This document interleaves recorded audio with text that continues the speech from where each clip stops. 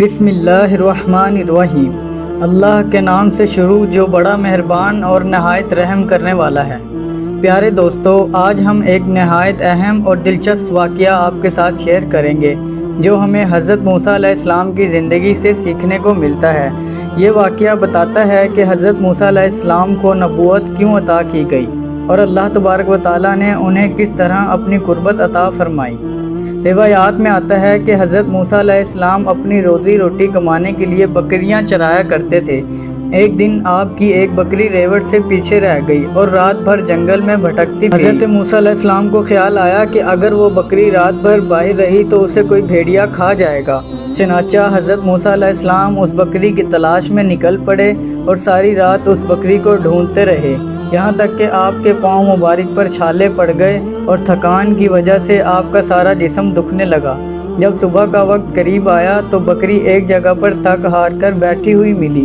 حضرت موسیٰ علیہ السلام نے اس بکری کو کچھ نہ کہا، حالانکہ آپ کی جگہ پر اگر کوئی اور چرواہا ہوتا تو شاید وہ بکری کو مار ڈال دیتا، کیونکہ اس کی وجہ سے وہ بہت پریشان ہوا تھا۔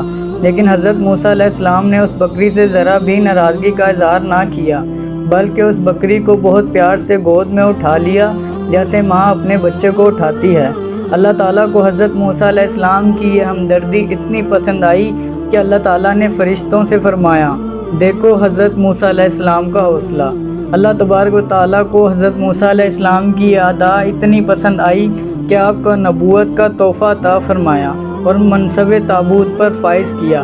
اللہ تعالیٰ نے حضرت موسیٰ علیہ السلام کو اپنی ہم کلامی کا شرف بھی بخشا۔ دوستو، یہ واقعہ ہمیں یہ سکھاتا ہے کہ اللہ تعالیٰ کی مخلوق سے محبت اور ہمدردی کا رویہ کتنا اہم ہے۔